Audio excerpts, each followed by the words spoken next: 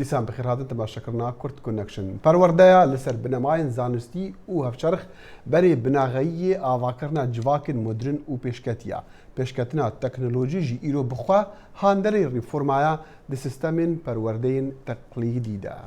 لە پاش نزیکەی 25 ساڵ لە فەرمانڕەوایەتی خۆیی هێشتاش گلەیی لە سیستمی پەروەردەیی هەیە کە نەیتوانیوە هێندەی پێویست لەگەڵ پەروەردەی نوێدا خۆی بگونجێنێت وێڕای هەبوونی ژمارەیەک خوێندنگای ئینگلیزی و سویدی و بیانی. فریشتە ڕاپەر پسپۆڕی پەروەردەیی میوانی کورد کۆنێکشنە و ڕاستەوخۆ لە ئەستۆدیۆی دەنگی ئەمریکا لە لەندەنەوە لەگەڵمانە. فریشتە خانم زۆر سپاسی ئامادەبوونت دەکەم. حەز دەکەم زۆر بە کورتی سەرەتا پێم بڵێ ئایا لە هەرێمی کوردستانی عێراقدا سیستمێک هەیە ناوی لێ بنین سیستمی خوێندن؟ زۆر سپاسدانەکەم بۆ ئەم فرسەتە. سیستەمی خوێندن ئەتوانی بڵێ خوێندن هەیە، مەکتەب هەیە، مامۆستا هەیە، تەلەبایە، بەس وەکو سیستەمێکی دروست هەبێ، وەکو سیستەمێک دانرابێ هەموو تۆکمەیەکی پۆڵسی و پلانینی تۆکمە کە لە مستەوای بگاتە مستەوای هەموو نەک جیهان نەگاتە ئەوروپا بەس هیچ نەبێ وڵاتە پێشکەوتووە کانی شەرقی ئەوسەد ئەو سیستەمە نییە. بەداخەوە هەمووشی ئەگەڕێتەوە بۆ ئەوەی کە دانانی خەڵکی نەشیا و لە شوێنی نەشیاوە.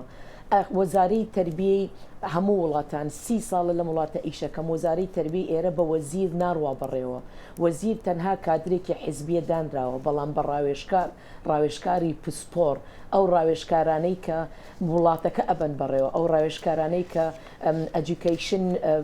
دیگری بە ئەجوکیشن و هەموو زانکۆکان و ماستەر و دکتۆرا لە تەربیە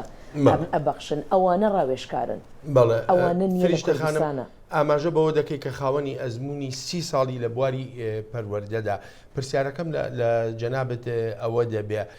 چی پێشنیاز دەکەی بکرێ؟ چ شتێکە گرفتی سەرەکیە لە بەردەم نەبوونی سیستمێکی پەروەردەیی؟ پێشنیاری یەکەمم زۆر کەس باسی مەشاکیلەکانەکە بەس مهمە پێشنیارەکان زۆر مهم بێ. پێشنیاری یەکەمترین و مهمترین پێشنیار ئەوەیە کە دەستەیەکی ڕاوێژکاری زۆر بەتوانە دەستەکە تێکەڵ بێ لە هەموو سیستەمی نەک ئەوانەی کە شارەزایەکی زۆریان لە شەرقی ئەوسەد هەیە ئەوانش لە سیستەمی ئەوروپا ئەوانش خیبریان کردووە ڕاوێژکاریان پێ بکەن گەڵیان ئیش بکەن بێڵن کە گوێ لە اقتراحەکانیان بگرن. ئەوە نییە لە کوردستانە، ئەوە یەکێکە لە گەورەترین مشکیلە بۆیە سیستەمەکە وەکو قاوغێک وجودەکەی هەیە بەڵام هەرگیز بەرەو پێشەوە ناڕوە، هەرگیز شتێکی ژنیە لەویە. فریشتە خانم ئێمە باسی پەروەردە دەکەین و مەسلەی تەکنۆلۆژیای ئێستای مۆدرن و پێشکەوت و جیهانی پێشکەوت و بەهۆی ئەم پێشکەوتنە تەکنۆلۆژیایە من پێم وایە وەکو گوتمدا ئینترۆدەکشنەکەدا کە ئەمە هو هاندەرە یان هۆی ئەوەیە کە سیستەمە تەقلیدیەکانی جیهان ئی پەروەردە گۆڕانکاری ریفۆرم پێیا بکرێ تا چەندێک ئەمە کراوە تا چەندێک بەگشتی سیستەمی پەروەردەکات و باسی عێراق و کوردستان دەکەی قازانجی لەم پێشکەوتنی وەرگرتووە.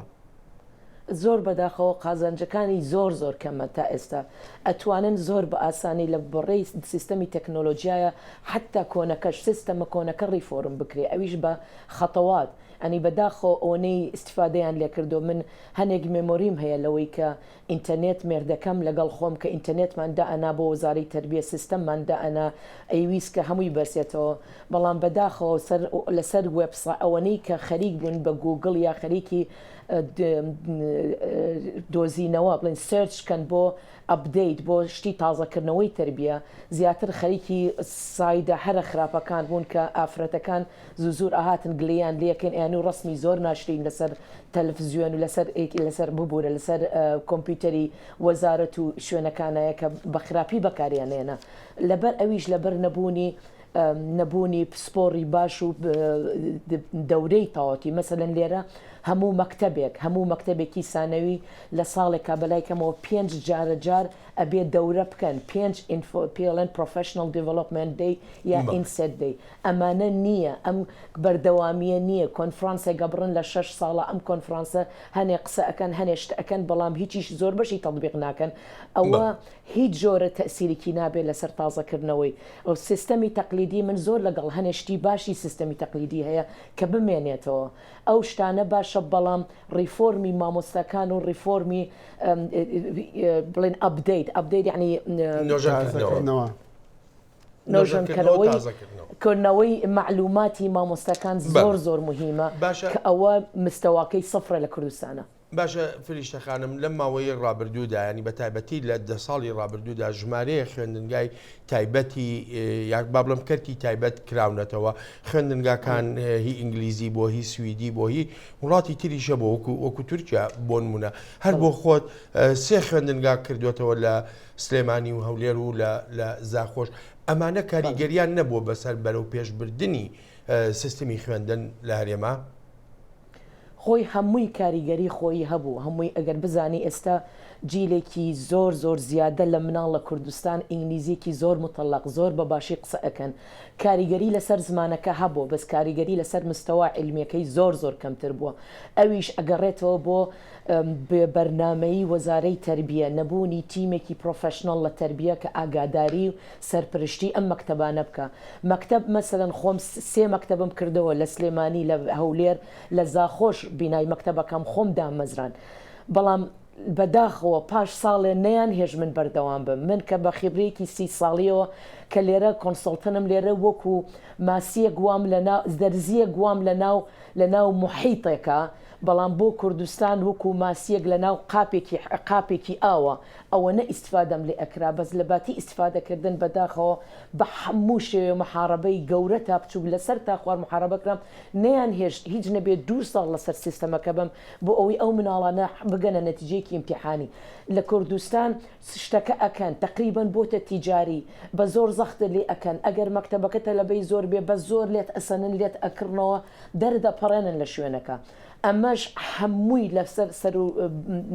مەشاکیلەکان هەمووی گەڕێتە بۆ وەزارەی تربیە وەزارەی تربیە یەک ئیشرافی نێودەوڵەتی نییە بۆ ئەم مەکتەبانە ئایا بۆ کوێ ئەڕۆن بۆ بەسیترین نمونەت بۆێنم یەکێک لەو قوتابخانەی کە من دامەزران مەسەرەن لە ئیمتیحانی GCSE 50-60 مناڵی ڕاستی بوو کە ڕاستی بوو لە IGCSE لەم وڵاتە نابێت بە هیچ شێوە بچێتە مەرحەلەی دووهەم هەر هەمویان داخلی مەرحەلەی دووهەم کراون ئەوەش هەمووی ئەگرێتەوە بۆ سەروبەری وەزارەی فەریشتە خانم بینە سەر وەزعی کوردستان بەگشتی کە تۆ باسەکەی ئایا ئەمە هۆی چییە هۆیەکەی ئەوە نییە کە باری ئابووری زۆر خراپە باری ئاسایشی خراپی هەیە نەک هەر سیستەمی خوێندن بەڵکو زۆربەی لایەنەکانی دیکی ژیانی خەڵک لە کوردستانە بەهۆی ئەوانەکە تا ڕادێک دواکەوتووە بە هیچ شێوەیە نە ئاسایش نە ئابووری حەقی نییە هەمووی ئەگەڕێتەوە بۆ ئەوەی کە وەزیری تربیە کێیە چەند لە تربیە ئەزانێ ڕاوێژکارەکانی کێن ئەوەی کە دای ئەنێ مەسئولی ئەم مەکتەبە ئەهلی یونانە بێ تا چەندێ مستەوای سەقافی و زیرەک و ئەبدەیتی خۆی کردووە تا چەندێک لی ئەزانێ ئەم سیستەمانە حتا خاوەنەکانی نەتوانن بازبن بەسەر وەزارەی تربیە حتا نەتوانن ئەوەی کە توانای هەبوو گەورەترین محارەبەیە کرد ئەوەی بەڵێی بۆ ئەکردن لێیان ئەگەڕا هەموو شتێ بکەن گەورەترین یەکێک لە گەورەترین مەشاکیلەکان کە کوردستان هەیەی حتا ئەو مامۆستا ئەجنەبیانە بە تورک و بە ئەجنەبەکانە هیچ جۆرەچە لێرە مامۆستا ناتوانێت قاچی بخاتە ئەو دیوی مەکتەبەوە حتا چەکی پۆلیسی نەکرێ حتا بزانێ ئەمە پیدەفایل نییە ئەمە ڕێیپێس نییە ئەمە مەشاکیلی سجنی نییە ئەمە مەشاکیلی کوشتنی نییە قەتڵی نییە ئەوانەی کە ئەچنەوە کوردستان لە سا پەنجیان ئەو مەشاکیلانیان هەیە هیچ ڕێبەرێک نییە هیچ ڕێبەسێک نییە ئەمانە مەشاکیلی نە ئاسایش نین نەبوونی یاسا نەبوونی پلان نەبوونی دەستور لە وەزارەی تربیە نەبوونی ئەو ئەقڵیەتی کە مەسەلەن بەسیترین نمونە وەزیری تربیە ئەمڕۆ وەزیری تربیە نیوەی وەزارەتەکە هەڵچی وەزەری ئەوقاف بکات و تربیە گەورەترین مەشاکیلە هەیە ئەمەنە مەشاکیلی هەیە بۆ حەلکردن ئەگەر وەزیری تربیە لە 24 ساعت تا 23 ساعت نەخەوێ ماوەی 10 ساڵە هێشتا ناتوانێت مەشاکیلەکان حەلکات ئێستا ئەو نیوەی وەزاری ئەوقافە بۆ ئەبابڕێەوە لەبەرەوەی هیچیان پێ ناکرێت لە وەزارەی تربیە ئەنی بەداخەوە حتاکو تربیە دروست نەبێ ئەو وڵاتە 100,000 ساڵ 100,000 دانە بینی نەوتی هەبێ هەنگاوێ ناتێتە پێشەوە فریشتە ڕاپەر پسپۆڕی پەروەردەیی میوانی کورد کۆنێکشن بوو فریشتە خانم زۆر سپاست دەکەم زۆر سپاس بۆ میوانی دەرێت